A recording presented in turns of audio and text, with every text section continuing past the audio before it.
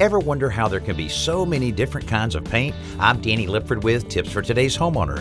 Choosing the right type of paint can be just as important as picking a color.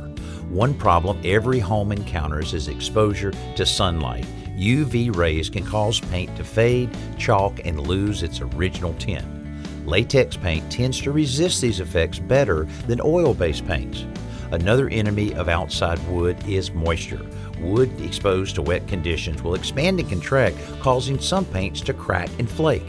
A breathable latex paint allows moisture to vaporize and escape before it can damage the wood fibers. Temperature change is another factor to consider because drastic changes will cause wooden surfaces and siding to expand and contract. Here again, acrylic latex is an ideal choice because it is slightly elastic, so it can deal with the stress of seasonal climate change without blistering or cracking. I'm Danny Lipford with Tips for Today's Homeowner.